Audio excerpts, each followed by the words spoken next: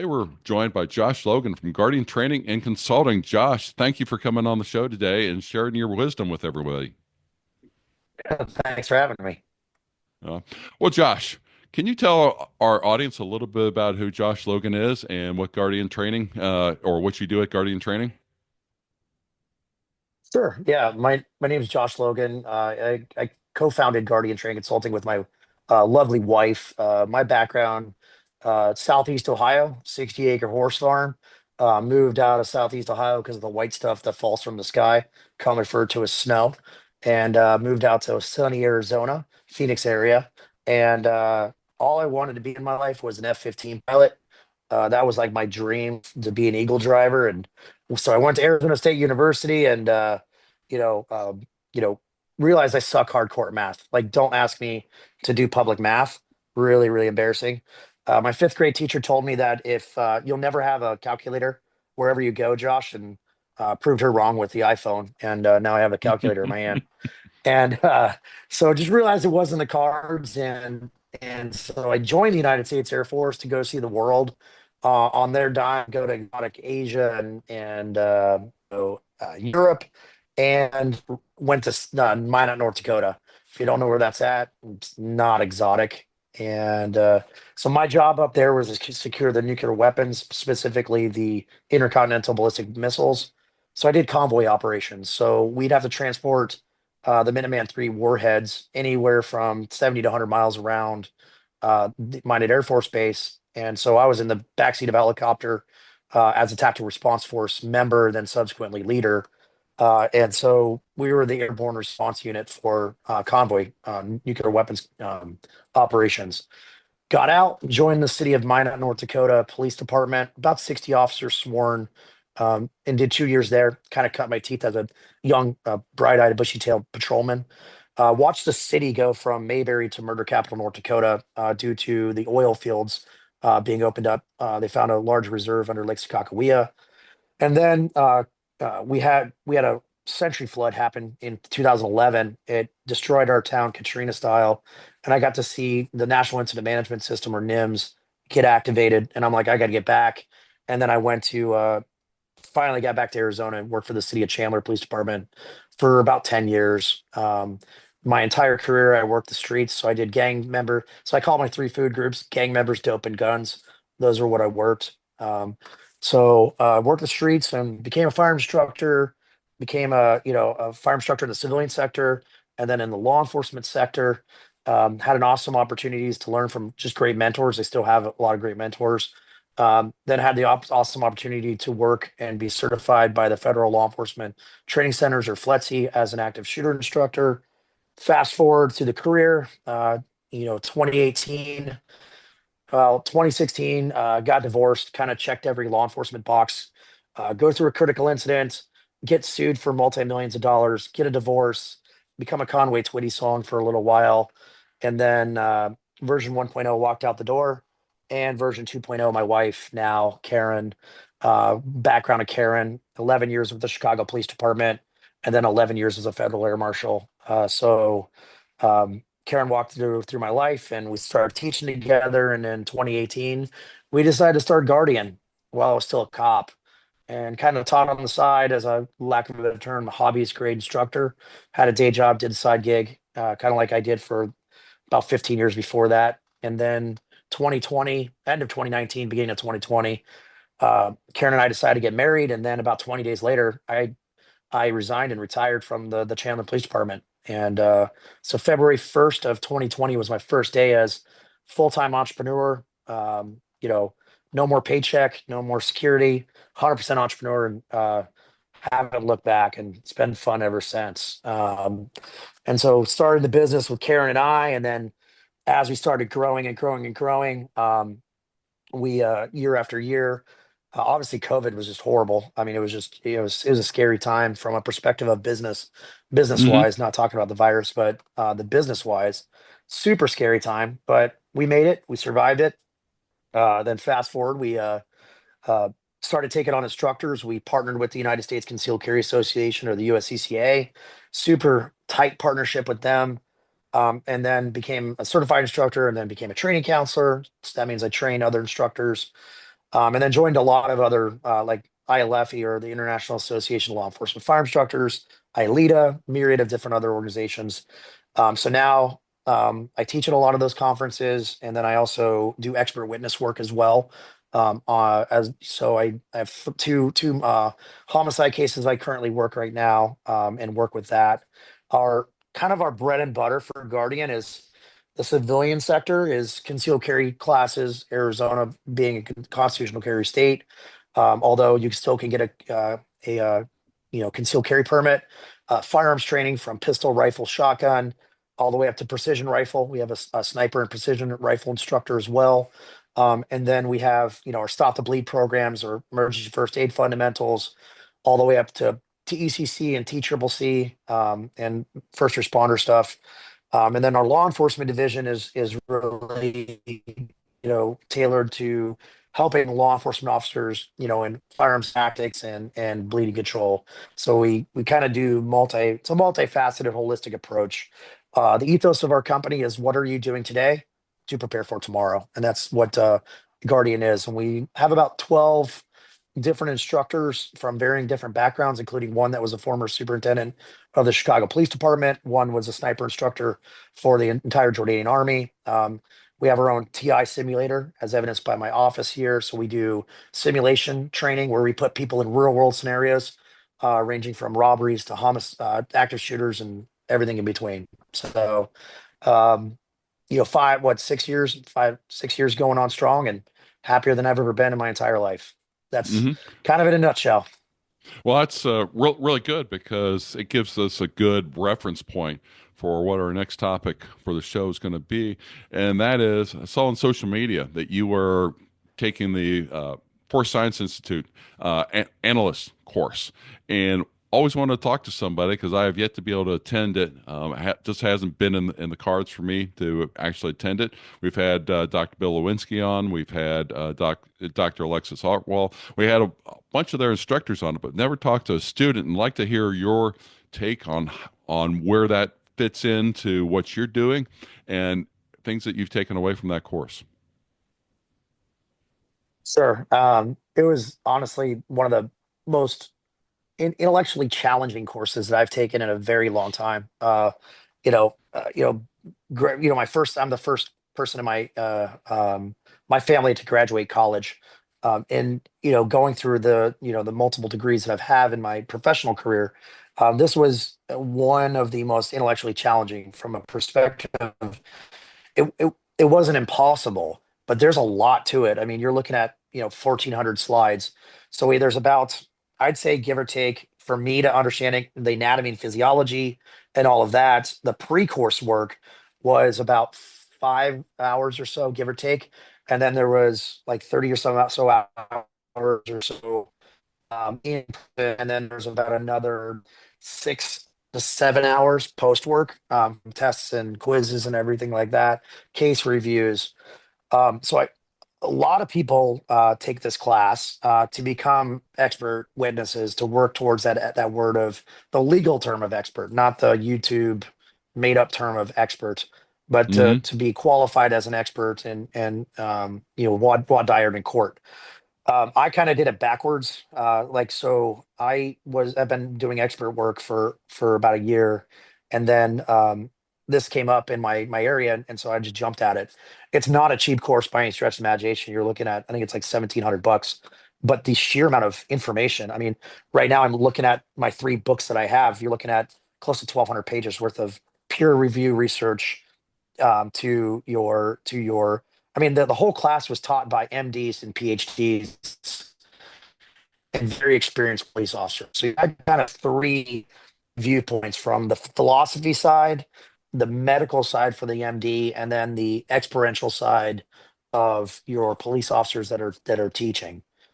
So it was started out with Craig Allen, who's their director of training, exceptional police officer from Oregon, insanely good presenter. Then it led to Mike Masengo, who is one of their presenters as well. I think he's the director of research. Don't quote me. Insanely smart dude when it comes to the human performance factors, and then tailoring it into his SWAT experience. and then it finalized with the Godfather himself, Dr. Bilowinski. And so Hmm. I haven't fangirled a lot on a lot of people in this industry, but I felt like, I was meeting Yoda. It was like Luke Skywalker meeting Yoda. That was the closest I could get on that analogy. But it was a great course. How we're gonna bring this to Guardian? That second part question is one, for simply put, is our use of force simulation course. So now because we have our TI simulator, now we can put people in real world scenarios and we can timestamp everything. We can replay the whole thing. We also have a video camera pointed at the person as they're going through it. So now we can really analyze every aspect of it. And then what we do is, from a simplistic standpoint, we take their heart rate before the scenario, and then right after the scenario ends, we take their heart rate with a simple pulse oximeter. And obviously, simple heart rate doesn't measure as much as we used to think from a performance perspective, but it's a good baseline and non-invasive way to measure that.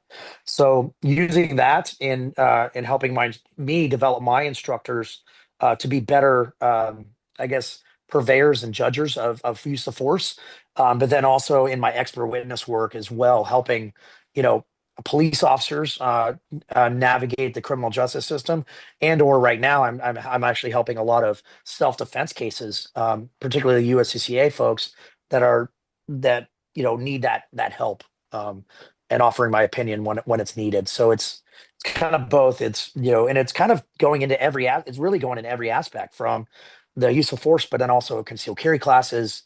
Everything we do in Guardian, as I always say, is every aspect of our training, it has to be legally defensible, right? We can't teach something that you just can't legally defend, because then you become that vicarious liability. So it really is just kind of permeating into every aspect of what we do. Hmm. Yeah, and I could definitely see where when you're thinking about training civilians, where a lot of their Mhm. understanding about gunfights or legal system are comes from Hollywood or from politicians. That by going along Or and yeah, having I was about a to say a lack thereof. yeah, Lack- but they got a completely skewed view that, hey, if I'm in a self defense shooting and it's public enemy number one, they'll pat me on the back and let me go, and that's far from reality in most jurisdictions, to say the least. And just knowing what's going to happen, I think it's very interesting because you're not you're not calm. Something happens like that, your heart rate's going to jump up, and realizing what that's going to do to make sure that you understand why it's not wise to speak to the police, make a statement, immediately after it. You want to give a couple REM cycles. Also going along realizing that certain things, no matter how hard you might say not to do something, or that it might happen anyway. And that is, like shooting somebody in the back. And there are justifiable ways of doing it. Mhm. There's also explanations of how, even if you didn't intend to shoot somebody in the back, that your motor cortex couldn't tell your finger to stop shooting fast enough, but as the guy started turning around, because it takes a certain amount of time for those electrical impulses to go from your eyes to your motor cortex and down to your finger. Correct. Correct. And that's the most eye-opening aspect is what I love about force science is it doesn't have any opinion. Well, from a perspective of it, it doesn't slant, right? It just speaks in facts. Craig Allen in the beginning of the class, a lot of numbers, a lot of time numbers, right? 10 milliseconds here to tenths of a second here. It surprises a lot of people that somebody can turn their head in less than 2/10 of a second. They can turn their body in less than 3/10 of a second. And that, like you're talking about, like when a police officer, or we can even use a citizen, because use of force is use of force. Now, obviously, with law enforcement, the only thing they're allowed to do more than the citizen is to detain for investigative purposes. But the when the police officer says, I when I turned around, or I was presented with this person, they had a gun pointed at me. Well, officer so and so, how did you then? Why are the entry gunshot wounds into the back of the suspect, and the exit wounds to the front? Well, we can use the actual science behind it, the times and human performance factors, and say when the decision was made for them to use deadly force, they were presented with a deadly physical threat. And when the time that it takes, for example, to come off the frame, it takes approximately 0.12 seconds, right? 0.12 seconds to come off the frame of a gun and to engage the trigger on a Glock or a primer striker fired gun, right? And they even did studies on how long it takes to press the trigger on a single action gun, to a polymer striker fired gun, to a double action gun. So like a double single action gun. So they're not just using just like, I would say uh, vanilla data. It's Yeah, it's so not the general minutia numbers. They're is actually doing it down correct. to the specific gun type and model that they can Correct. prove. Hmm. Using live human subjects from a perspective of let's test it out, right? And so they're looking at that and going, well, no, that's why the suspect was shot in the back, because they couldn't have stopped the action, because the decision was already made, the actor was already sent, and it can't be removed, or it can't be taken back at that point. And so it doesn't give them free rein to just shoot people in the back, but it explains the facts and circumstances in that moment of what was being done, right? It doesn't, that's where I get a lot of people that ask me, and I'm sure you deal with it as well. Hey, look at this body worn camera footage and tell me what you think. Hmm. And I'll watch it. And I'll watch it because, hey, you're a firearms instructor or police officer. You're USCCA training counselor. You're at the tip of the spear. I want to know, what do you think about that? And I look at it and I watch it. I placate them.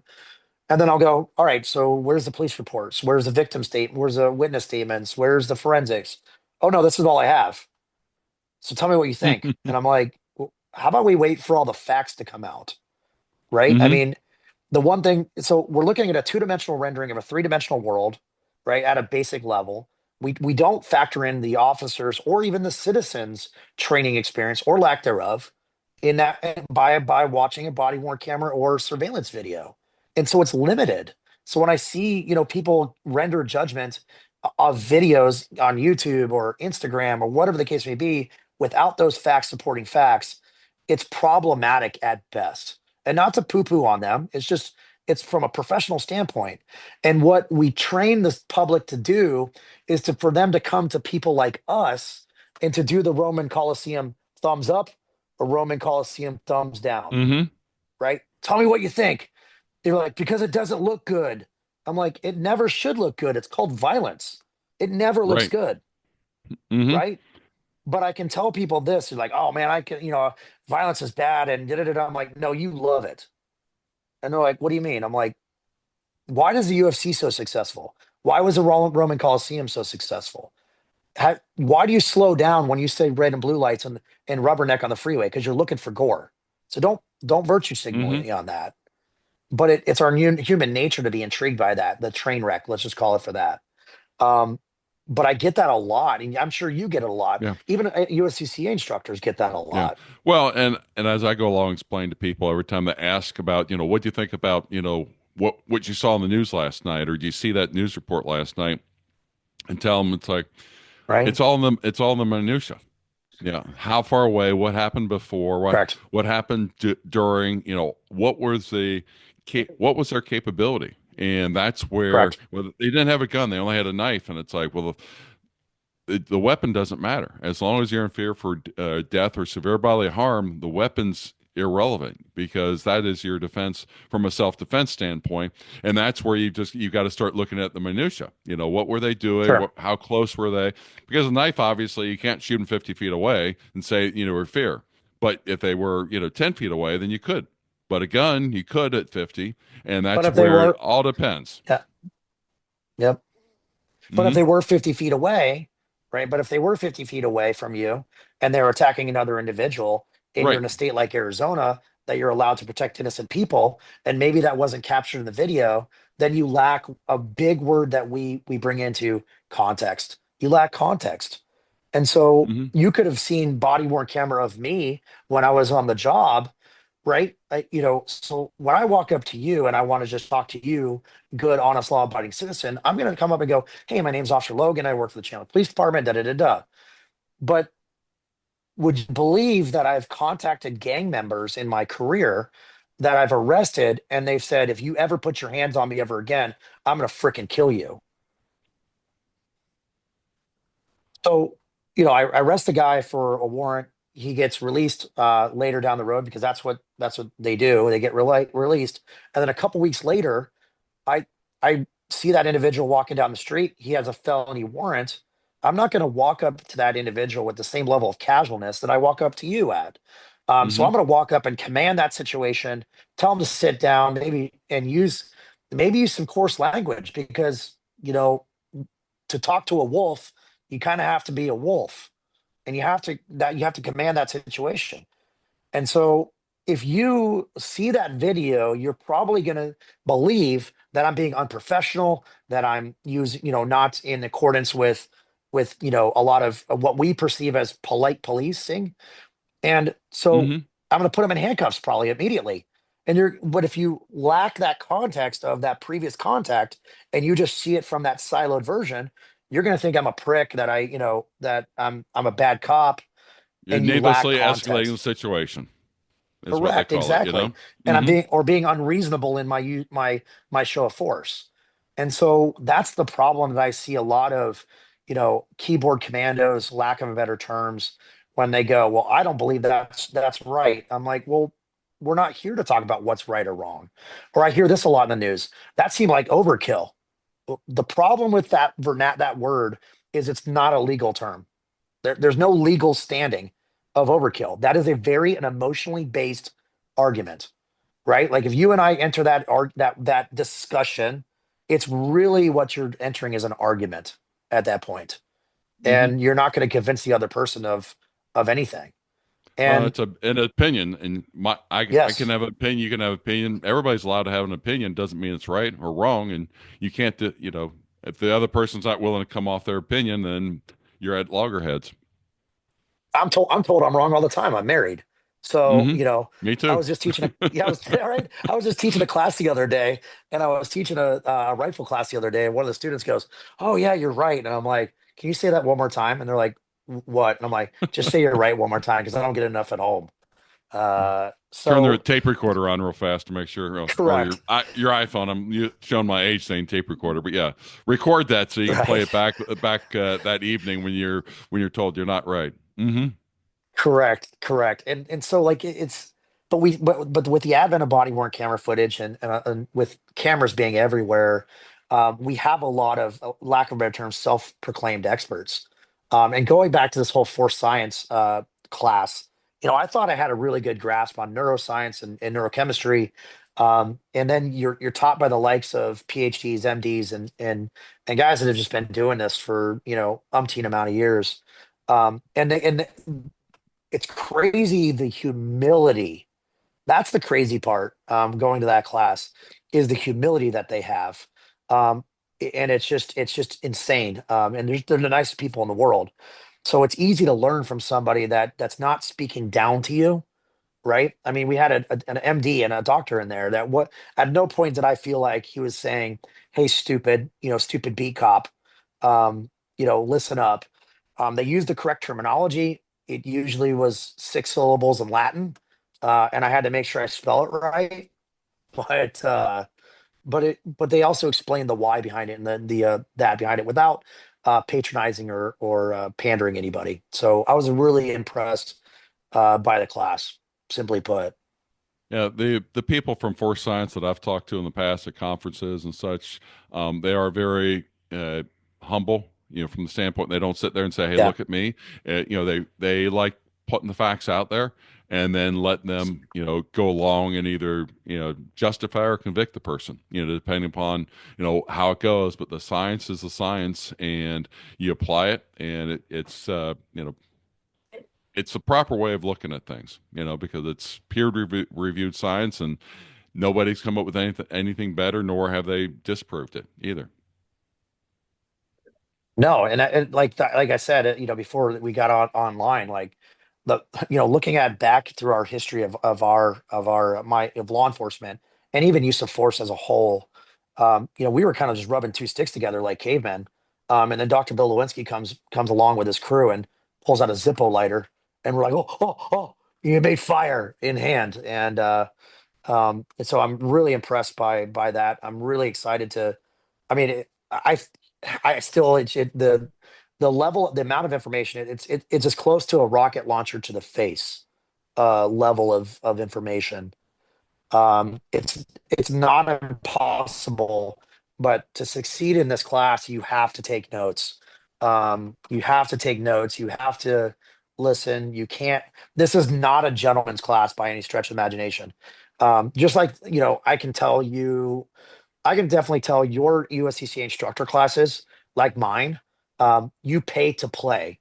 You don't pay to pass. Hmm. And there's very clear expectations I can tell you that are very clear expectations, and there's no ambiguity about how to succeed in this class.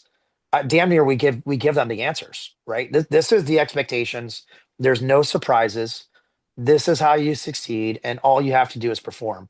Now, not everybody should be an instructor, as we know. There's a Right. certain level of innate qualities that you have to have, like I have right now, the gift of gab. Um, there's some innate qualities that you can't teach, but you can also just put a lot of work into it.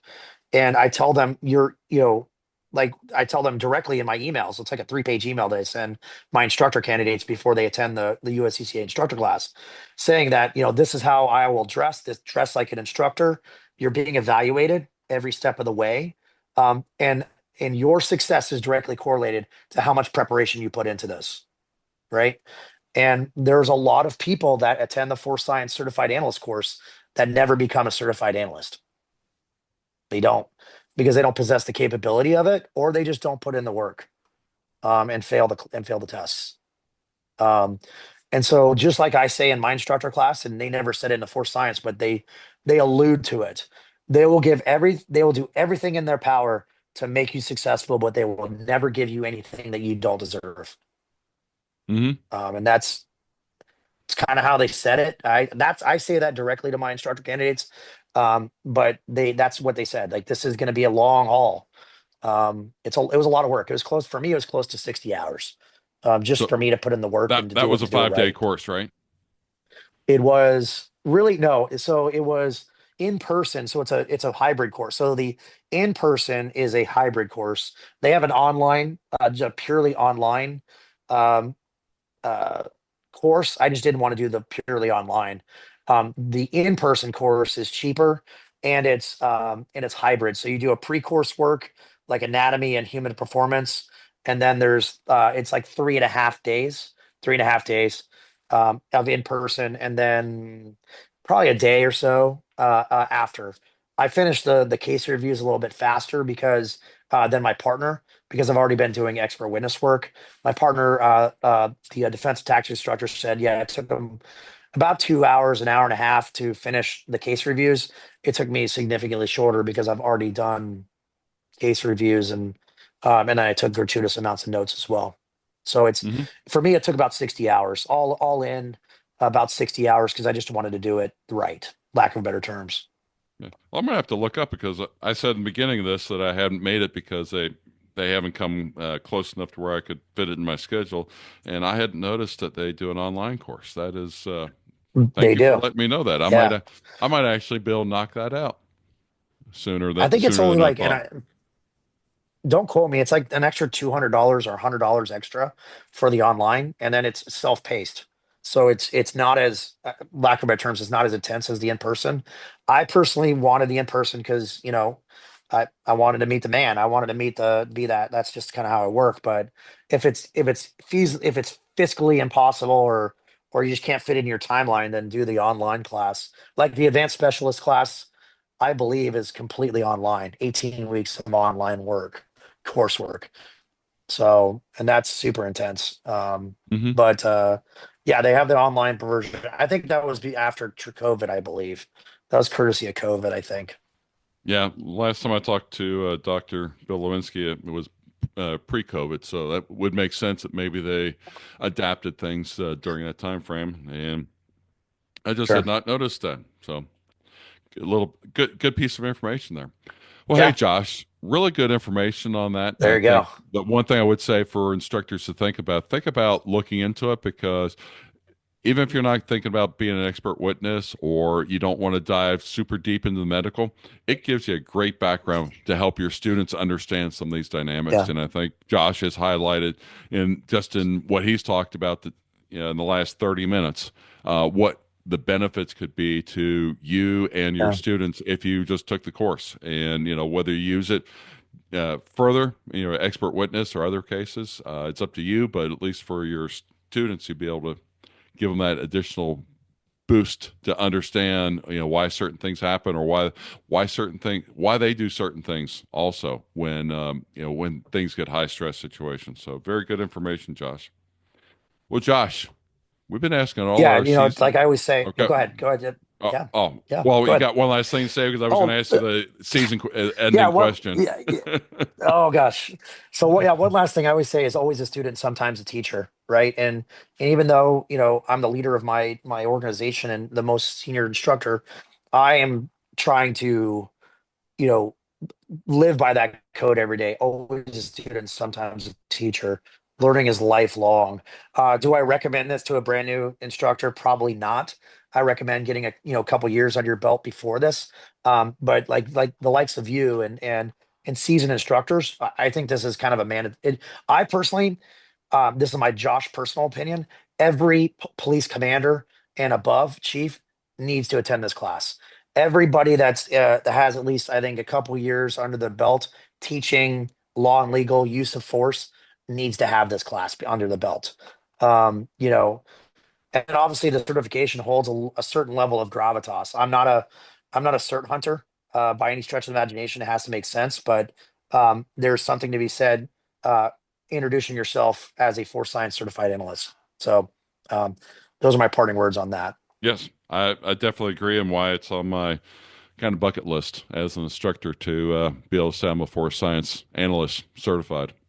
So, well, Yeah. Josh, season 8, we've been asking all our guests to come on. What have you changed your mind about during your life? Oh man. Um, yeah, Yeah, I gave knew you the you were heads going to up, get but you said this. it was going to be a tough one. I So, know. I try to marinate on that, and what I change about what was the question again? What did I change about myself, or what no, have I changed my what have you mind on? changed your mind about during your life? Mind on. So, I think the firearms, personal, whatever. yeah, I think the biggest thing is in my youth. I mean, I'm still not. I'm not trying to sound some old salty guy, but I got more.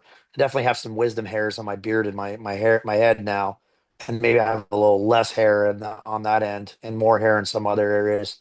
But I think the biggest thing is my temperament. I've really had to be tempered through the years. I've had a lot of good mentors through my years that have molded me. Bill Campbell's a big one. Bill works for the NRA Law Enforcement Division, just retired, and now I have like the whole ILFE board. I have Luann Hamblin, Mike Johnson are huge influencers in my life, and so those folks have really formed me in the because I shot myself in the foot a lot in my career. I was just fighting fights that I didn't need to fight, and so for me, I know it sounds very esoteric, but it's fighting the fights that you need to fight and fight smarter. And now I have the opportunity to influence law enforcement and training, and at an international level. And so, and that's because I've been more diplomatic in some areas, and I've lack of better terms, I pushed the brake pedal on some areas, and I've hit the accelerator in other areas. And I've like if you look at it from driving a track, I've just learned how to drive the car smarter instead of burning up the tires and burning up the brakes. I did that for a very long time, and it caused me a lot of heartache. And my wife is my biggest supporter. She was the one who said, quit the department. We'll figure it out. And I'm like, well, okay, let's do it. And she see me change as a man from that fiery, just wants to take on the world and just cut your nose off to spite your face. So I've really changed my mind on which fights I want to fight, who I want to chase, what I want to do. And it's turned me into a better man, a better father, a better husband, a better instructor. So yeah, I think the biggest thing is for me is changing my mind on that and being open minded. I had a closed mind for quite a while. We talked about that, like red dots, this thing's a fad, and we talked about that, like, oh, red dots are a fad. I'm all in on them. If Hmm. Bill Campbell, a 30 plus year veteran of in law enforcement, can buy into that, I can buy into it. And a lot of the new technology, like VR technology, we're looking at even buying a VR system here soon. The insane amount of technology that we have in this industry, especially at SHOT Show, was insane. I focus more on the technology aspect. So I've changed my mind on like temperament and the technology. I always thought simulators were cool. They're kind of like a big video game. But now we have our screen-based system. I'm working around with Ace VR, the new Headsets that Oculus they got. Oculus system. Met the owner, Connor. Connor is the owner of Ace VR, and damn, what he's building is amazing. And what we're going to build with him, hopefully, we have a great partnership, really kind of flourishing after SHOT Show, is huge. And so then we're looking at also buying an Operator XR, which is about a $55,000 VR system as well, and literally doing force on force virtually in a VR space. Hmm. It's unprecedented. So um, I've really, with that temperament, has really opened my mind to a lot of burgeoning and new technologies and kind of be on that cutting edge. And the only way that I could get where I'm at right now is just because I'd be willing to listen. And into my youth, I wanted to be heard. I wanted to be right. And and like I said, you can either have full control or you can be rich. And or you can be king or you can be rich. And I just started realizing I'm not the only guy in the room, and I've got to surround myself with amazing staff. Like, just my staff is amazing. So and it's all because of my temperament change. Hmm. Yep, that's very good insight because, as you said, you don't always have to fight every fight that you're invited to, and that's one of those things that when you change your temperament, you find out that life's a little bit easier to live. Also, 100%. not 100%. as stressful. Well, Josh, where can people find more out about Guardian training and consulting and the classes that you are teaching? Sure, we're on all the medias. So between Facebook, Instagram, yes, we have a TikTok, LinkedIn. If you want to slide in my DMs, you can slide in my DMs. Our website is www.gtctrain.com. And if you need to send me an email, send me an email, or readytoday.org. Those are both our websites. Then it'll take you to the same place. But all on the social medias, all on that. You can reach out to me, and we'll go from there. Perfect. And we'll have that all in the show notes for our listeners that would like to have those. And Josh, I'd like to thank you for coming on today. Great information on what the Force Science Analyst program offers people. And again, if there's instructors out there that want to get a little bit more knowledge in how the body reacts to stress, that's a lot of what you learn in the Force Science. And we've got a episode with Dr. Bill Lewinsky from season one. Look that up and find out all the stuff you can about what's going on, and definitely just investing in yourself, investing in your future, and getting more educated. So thank you, Josh. Awesome. Thank you for having me.